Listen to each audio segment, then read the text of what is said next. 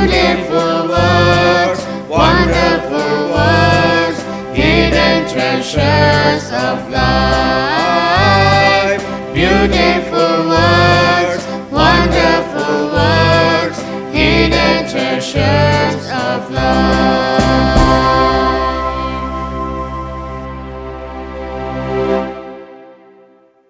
It's a joy for me to greet you once again on this Lord's Day from Kochi. I'm your servant for Jesus' sake. Today's meditation is taken from Isaiah chapter 12. This is a song of praise, a small song with 6 verses. At the same time, this can be considered as a prophetical song. All that is told in this song will be fulfilled during the 1,000 years reign of our blessed Lord Jesus Christ on the face of the earth.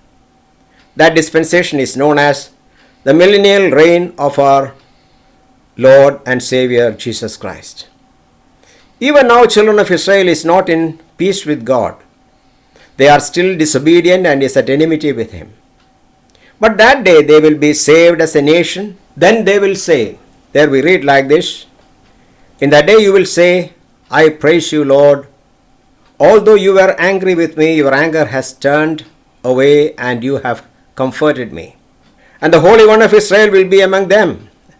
As the last line of the song says, shout aloud and sing for joy, people of Zion, for great is the Holy One of Israel among you. But the truth of this song is spiritually applicable to us in this present day. Verse 1, we know that because of our sins, God was angry with us and the sword of His righteousness was to fall upon us. In Ephesians chapter 2 verse 1 to 3 we read, as for you, you were dead in your transgressions and sins, in which you used to live when you followed the way of this world and of the ruler of the kingdom of the air, the Spirit who is now at work in those who are disobedient. All of us who lived among them at one time, gratifying the cravings of our flesh and following its desires and thoughts. Like the rest, we were by nature deserving wrath.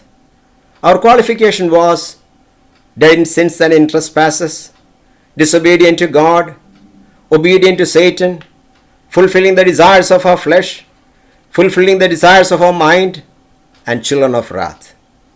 If we were to be punished for our sins, we would have been thrown into the lake of fire.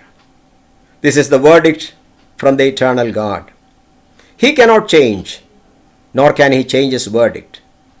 But out of His extreme love and compassion, He subjected Himself to that punishment and freed us from that eternal hellfire.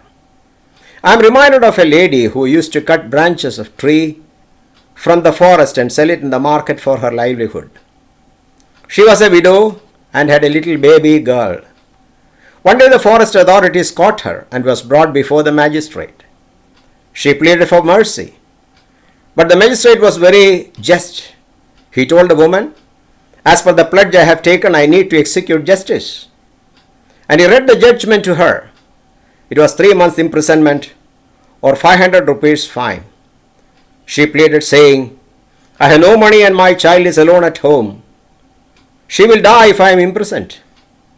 The magistrate had no change in his verdict. But he felt compassion on that lady, that he took 500 rupees from his own pocket and gave it to the bench clerk to deposit in her name and set her free. This pictures in a small measure what God did for us.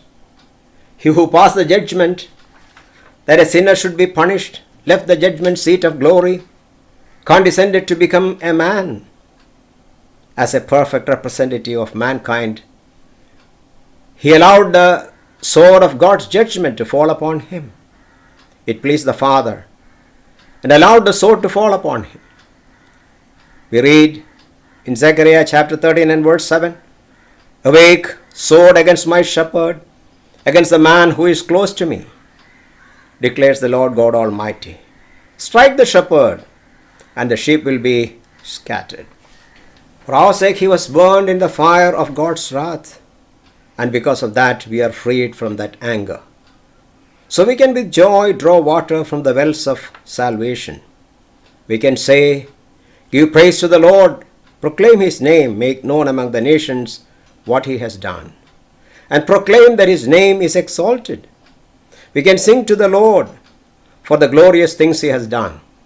We have a message for the world, and that is the gospel. He has filled our hearts with joy that we shout aloud and sing. We enjoy the presence of the great and the Holy One of Israel among us. May we worship Him in spirit and in truth. Thank you. May God bless you.